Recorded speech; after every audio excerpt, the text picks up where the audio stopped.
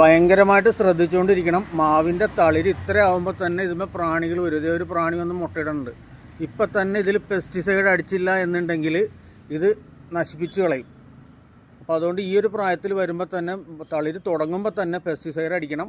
അതിന് ശേഷം ഇതേ പ്രാണി വന്നിരിക്കണുണ്ടോ, അതിന് ശേഷം ഒരു 5-6 ദിവസം കഴിയുമ്പോൾ ഒരു തവണയും കൂടി പെസ്റ്റിസൈഡ് അടിച്ചാലേ മാത്രം മാവ് വളർന്ന് കിട്ടുള്ളൂ. ഇത് കഴിഞ്ഞ തവണ ഞാൻ ശ്രദ്ധിച്ചില്ല, അതുകൊണ്ട് ഇങ്ങനെ ആയിപ്പോയി. വീണ്ടും ഇപ്പം ഇതുമേ തളിര് വരുന്നുണ്ട്, ഇത് അപ്പുറത്തും തളിര് വരുന്നുണ്ട്. ഞാനിപ്പോൾ അത് പെസ്റ്റിസൈഡ് അടിക്കാൻ പോവാണ്. ഇതിൽ ഞാൻ പെസ്റ്റിസൈഡ് അടിക്കാൻ സ്വല്പം വൈകിപ്പോയി. ഈ ഒരു പ്രായമായപ്പോൾ തന്നെ ഇതിൽ പ്രാണി കയറി മുട്ടയിട്ടിട്ടുണ്ട്. ഷേപ്പ് ഔട്ടായി പോയി ഇല കണ്ട.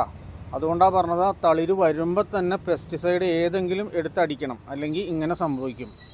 ഇതിലും ഞാൻ സ്വല്പം വലുതായതിന് ശേഷമാണ് പെസ്റ്റിസൈഡ് അടിച്ചത്.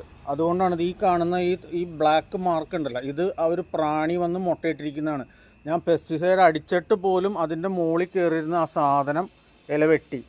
അപ്പം ഇങ്ങനെ ഇല വെട്ടി പോവാതിരിക്കണം എന്നുണ്ടെങ്കിൽ നിങ്ങൾ ശ്രദ്ധിച്ചിരിക്കണം. മാവിൻ്റെ കൂമ്പ് വരുമ്പോൾ തന്നെ പെസ്റ്റിസൈഡ് ഏതെങ്കിലും പെസ്റ്റിസൈഡ് വാങ്ങിച്ച് അടിക്കണം. ഇല്ലയെന്നുണ്ടെങ്കിൽ മാവിൻ്റെ ഏകദേശം 3 മാസത്തെ വളർച്ച ഇല്ലാതെ ആയി പോകും.